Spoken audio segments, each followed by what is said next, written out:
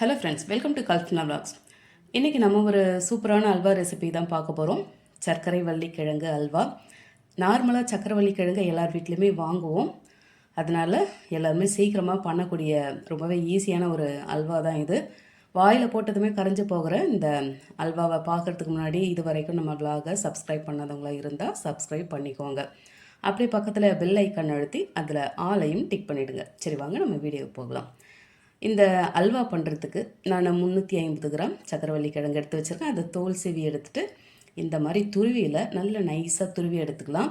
அதை தோல் சீவிட்டு உடனே துருவி எடுத்துக்கோங்க. நம்ம கொஞ்ச நேரம் விட்டாலும் அது கலர் மாறிடும், ஒரு மாதிரி கருத்து போன மாதிரி ஆகிடும். இந்த மாதிரி துருவி எடுத்தாச்சு. மிக்ஸி ஜாரில் கொஞ்சம் கொஞ்சமாக சேர்த்து நம்ம அரைச்சி எடுத்துக்கலாம். கூடவே கொஞ்சமாக தண்ணியை சேர்த்துட்டு நல்லா நைஸாக அரைச்சி எடுத்தாச்சு. இப்போ இதை நம்ம வடிகட்டி எடுத்துருவோம். வடிகட்டி பார்த்திங்கனாக்கா இந்த மாதிரி 2 வலை இருக்கிற வடிகட்டியாக பார்த்து வடிகட்டி எடுத்துக்கோங்க. அப்போ தான் அது நல்ல நைஸாக ஃபில்டர் ஆகி வரும். சிங்கிள் வலை இருக்கிற மாதிரி வடிகட்டி எடுத்தோம்னாக்கா அது அந்த பாலோட அந்த சக்கையும் சேர்ந்து போயிடும். இந்த மாதிரி நான் ஒரு 2 முறை அரைச்சி வடிகட்டி எடுத்துட்டேன்.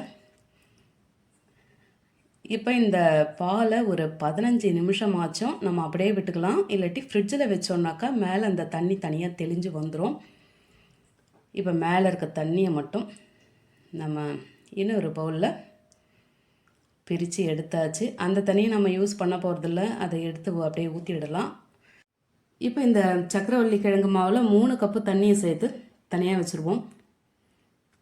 இந்த பக்கம் நம்ம கேரமல் சிரப் ரெடி பண்ணிக்கலாம். ஒரு பேனில் 1/4 கப்பு சர்க்கரை சேர்த்து அதை அப்படியே விட்டுருவோம். அதை நல்லா அப்படியே கலர் மாறி வரட்டும். இந்த பக்கம் நம்ம தண்ணி சேர்த்து வச்சுருக்க அந்த சக்கரவள்ளி கிழங்கு மாவை ஒரு விஸ்கு வச்சு நல்லா அடிக்கான கலந்து கரைச்சி விட்டுக்கலாம்.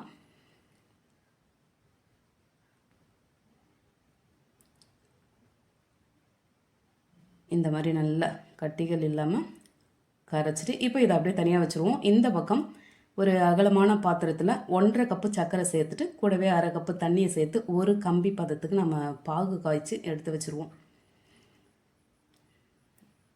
நல்லா கலந்து விட்டாச்சு. இந்த பக்கம் கேரமல் சிரப்பு ரெடி ஆகிடுச்சு. இதை அப்படியே விடக்கூடாது. இதில் ஒரு 1/4 கப்பு சுடு தண்ணீர் சேர்த்து அப்படியே கரைச்சி விட்டுக்கலாம். ஏன்னா இந்த பக்கம் நமக்கு அந்த சுகர் சிரப் ரெடி ஆகிறதுக்குள்ளே இது ரொம்ப கெட்டியாகிடும். இப்போ இதையும் அப்படியே தனியாக வச்சுட்டு இந்த பக்கம் பார்த்திங்கனாக்கா சர்க்கரை பாகு ரெடி ஆகிடுச்சு. இதை பாருங்கள், ஒரு கம்பி பதம் வந்தாச்சு.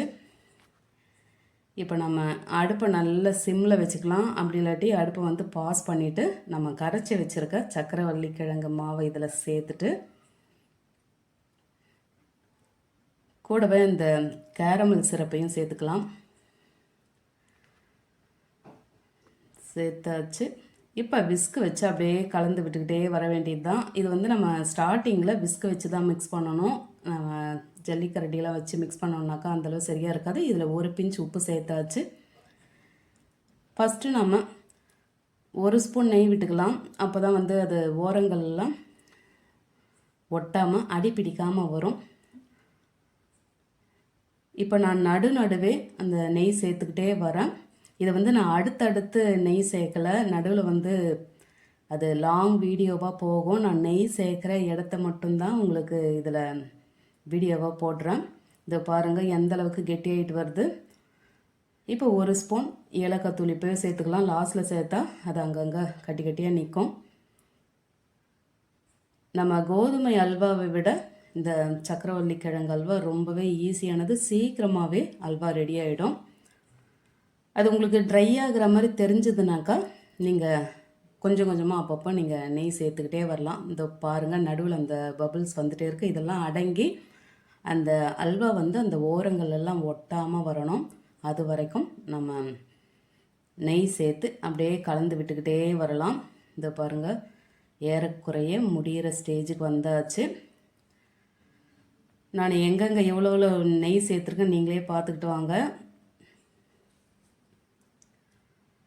இதுக்கு 3/4 கப்பு அப்படியும் இல்லாட்டா 1 கப்பு நெய் கரெக்டாக இருக்கும்.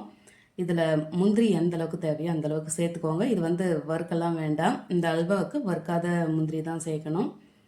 இப்போ எல்லாத்தையும் அப்படியே கலந்துருவோம். அந்த ஓரங்கள் எல்லாம் ஒட்டாமல் அப்படியே நடுவில் அப்படியே நல்லா வதங்கி ஒன்றா சேர்ந்து வரணும். அதுதான் பதம். பாருங்கள், பார்க்கவே எவ்வளோ சூப்பராக இருக்குது. நல்ல கண்ணாடி பதம் வந்தாச்சு. இப்போ பாருங்கள், நம்ம அதை எடுத்து போட்டோன்னா அப்படியே மொத்தமாக புத்துன்னு விழற அந்த ஸ்டேஜ் வருது. இதுதான் அல்வா ஸ்டேஜ்.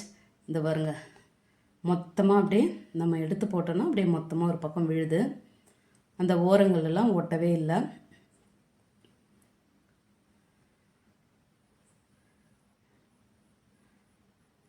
அதே மாதிரி இந்த ஓரங்களில் இந்த வெள்ளை வெள்ளையாக அந்த சக்கரை வந்து பூத்து வரும். அதுதான் சரியான பதம் நம்ம எடுத்துக்கலாம். அவ்வளோதான் நம்மளோட சக்கரவள்ளி கிழங்கு அல்வா கலர்ஃபுல்லாக அட்ராக்ஷனாக ரெடி ஆகிடுச்சு. இது வந்து உங்களுக்கு இப்போ பார்க்கும்போது தான் தண்ணியாக இருக்க மாதிரி தெரியும். இது ஆறின பிறகு கரெக்டான பதத்துக்கு வந்துடும். லாஸ்ட்டில் பார்த்தீங்கன்னாக்கா நான் ஆறின பிறகு தான் இந்த பவுலில் ட்ரான்ஸ்ஃபர் பண்ணேன். இதை பாருங்கள், இப்போவே எடுத்து அப்படியே ஒரு கரண்டி வாயில் போட்டுக்கலாமான்னு தோணுது. அந்த கலரே பாருங்கள், நமக்கு வாய் ஊற வைக்குது. இதை பாருங்கள், இதை வந்து நான் ஆறின பிறகு பவுலுக்கு மாற்றிருக்கேன்.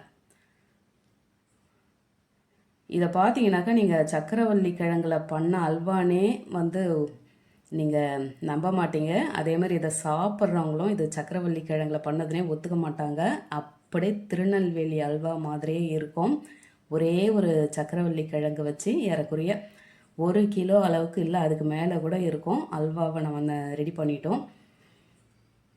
டேஸ்ட்டு பார்த்தீங்கன்னாக்கா அப்படி ஒரு டேஸ்ட்டு, வாயில் போட்டதுமே கரைஞ்சி போகுது. நல்ல இந்த நெய்லியே வேக வச்சு எடுத்துருக்கிறதால நல்ல ஒரு ரிச்சான ஃப்ளேவர், நல்ல ஒரு ரிச்சான டேஸ்ட்டுன்னு சொல்லலாம்.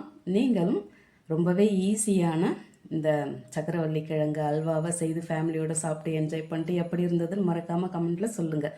ரெசிபி பிடிச்சிருந்தால் லைக் பண்ணிவிட்டு அப்படியே இந்த வீடியோவை உங்கள் ஃபேமிலி அண்ட் ஃப்ரெண்ட்ஸுக்கு ஷேர் பண்ணிக்கோங்க. தேங்க்ஸ் ஃபார் வாட்சிங்.